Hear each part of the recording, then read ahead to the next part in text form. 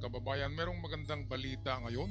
Nakakuha pala ng investment si PBBM sa India na hindi gaanong nababalita. $3 billion ang investment na nakuha ng Pilipinas sa India, equivalent to 174 billion pesos. Nitong taon lang na ito, hindi masyadong napabalita. Kaya atin panoorin ang video para sa balitang ito, courtesy ng ating kaibigang sa iyong araw. Grabe, first time ito mangyari. Ngunit bakit hindi ito masyadong ibinabalita? Isang napakalaking good news mga kaibigan ang nangyari sa ating bansa. At isa na nga itong bagong umaga para sa kasaysayan ng Pilipinas. India and the Philippines are friends by choice and partners by destiny. From the Indian Ocean to the Pacific, we are united by shared values. For the past, it is a promise to the future.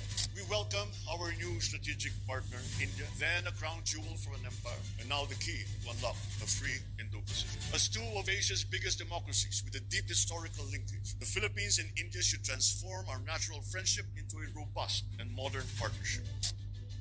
Isang bagong umaga, PBBM at ang makasaysayang $3 billion trade o 174.687 na bilyong piso na deal ng Pilipinas at India. At bakit hindi ito masyadong nababalita? Alam mo ba ang nangyari? Kapag usapang ekonomiya ang pag-uusapan, madalas nating maririnig ang mga pangakong hindi natutupad, ang mga negosasyong napako o ang mga balitang tila paulit-ulit na lang. Pero sa ilalim ng administrasyon ni Pangulong Bongbong Marcos, isang makasaysayang tagumpay ang tahimik na pumutok, isang balitang tila sadyang hindi binibigyang pansin ng malalaking news outlets. Bakit nga ba? Bakit tila Malacanang lang ang nagbubunyag ng ganitong klaseng napakagandang balita?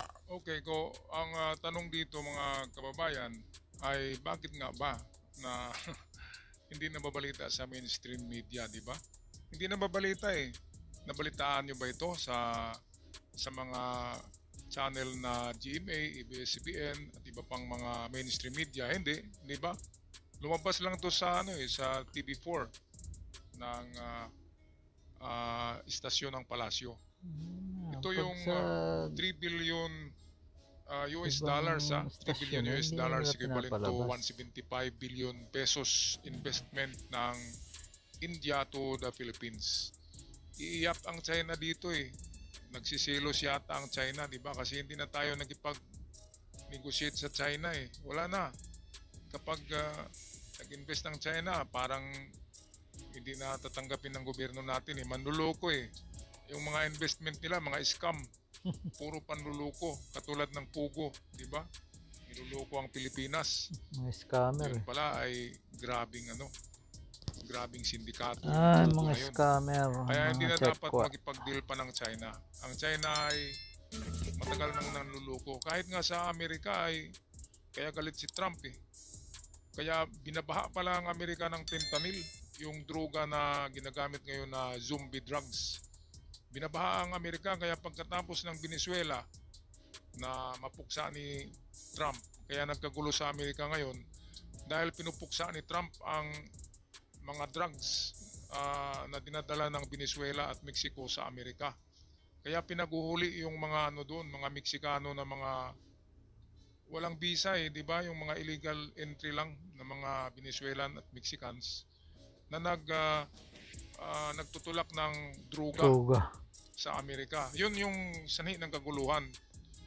Yun yung mga hinuhuli ng tinatawag na ICE ni President Trump.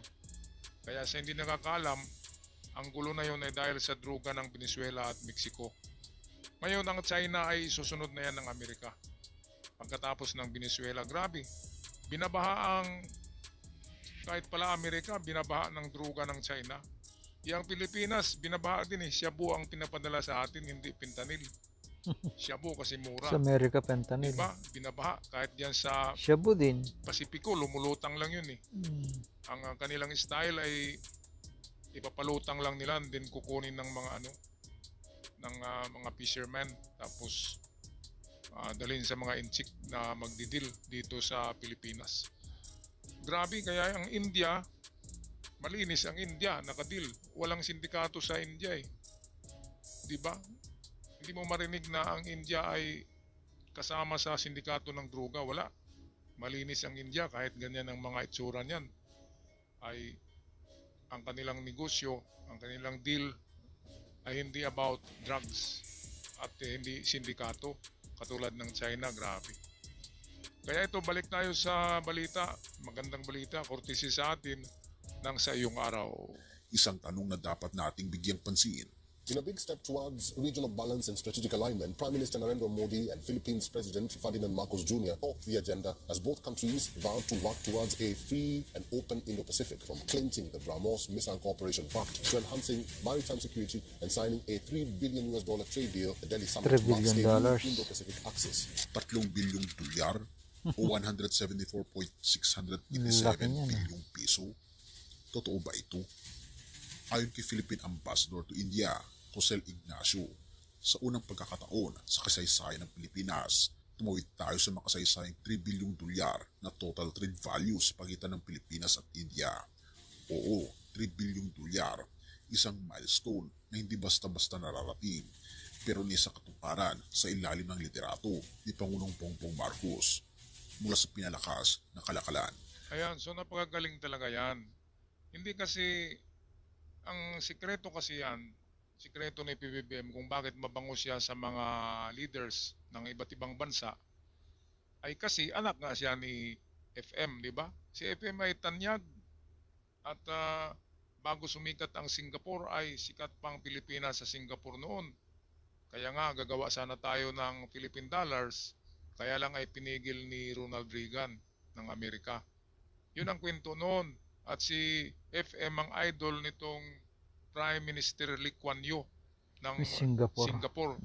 Correct. Si FM. At si FM ay tanyag, di ba? Dahil sa kanyang deposito na napakaraming ginto sa World Debt Facility, IMF, International Monetary Fund, at ngayon kilala na the World Bank. Kahit sinong tanongin yan ay totoo yan, pero hindi talaga yan binubunyag. Walang nag-confirm yan kasi sikreto nga yan ng mga deposito. At ang tanging tagasunod niyan ay si PBBM. Kaya nga galit na galit si Babalina sa kanya yung kapatid niya na Babalina. Dahil ang tagasunod ng mga ginto na yon, ang signatory ng beneficiaryo ay si PBBM, the Wonder Boy, the White Wonder Boy. Kaya galit si Babalina. Sa tingin ko yan yung dahilan na sobrang galit. Bakit parang hindi niya kapatid, di ba? Si PBBM palaging binabanatan ni Babalina.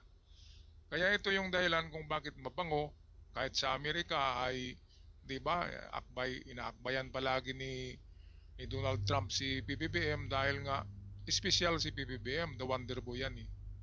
The White Spiritual Wonder Boy, beneficiaryo ng mga ginto ni Ferdy Marcos. Walang iba. Siya yung susi ng mga ginto diyan sa the World Bank. Kaya kahit the World Bank ay dumadalaw sa Pilipinas at pinapautang tayo ng pinapautang, sabi nga ng World Bank ay pwede pang presidente si FM hanggang 2031. Yun ang sabi. Kasi 2031 ay patuloy pa rin natutulong ang World Bank sa pagpapautang sa Pilipinas. Bakit nga kaya palagi nagpapautang ang World Bank, no? Parang hindi yata naniningil . Malaki ang ginto ng Pilipinas . Okay, kaya dito naman sa India, grabe ang resepsyon ni PBBM, parang hari, di ba? Panoorin natin tong resepsyon sa palasyo ng India. Ito. Depensa at turismo, unti-unting umuusad ang relasyon ng dalawang bansa. Pero ano ang kakaiba sa kwentong ito? India and the Philippines are friends by choice and partners by destiny. From the Indian Ocean to the Pacific, we are united by shared values. Our is not just a friendship of the past, it is a promise to the future. Ang hindi mo alam, bakit espesyal ito? Ayon kay Ambassador Ignacio, ang Pilipinas lamang sa buong mundo ang pinagkakatiwalaan ng Indian Embassy na mag-issue ng electronic visa. Isa itong hakbang na hindi lamang nagpapadali ng paglalakbay, kundi nagpapalakas ng turismo sa Pilipinas. Sa datos ng 2022, nakapagtala tayo ng 41,292 na Indian tourist, katumbas ng 24% ng kabuuang Indian tourist arrivals. Ayan, so napakalaki pala ng revenue natin sa mga Indian tourist dahil nga sa electronic visa. Binigyan natin ng magandang ang mga Indian. Electronic visa pala sila, kaya maganda rin ang binigay ng kanilang Prime Minister na si Modi.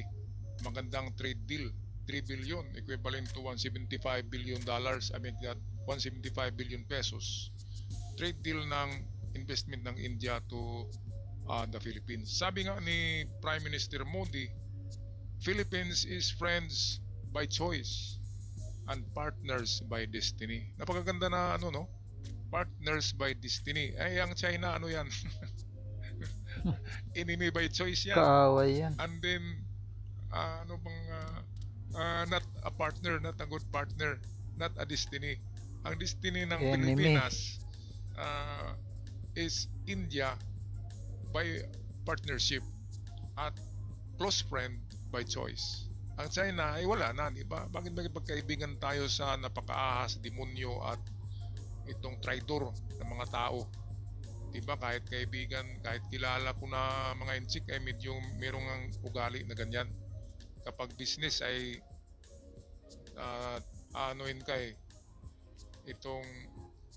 meron silang hindi maganda, sinisikreto nila kapag pabor sa kanila yung negosyo, sinisikreto nila, pero kapag nangangailangan sila, lalapit sila sa iyo.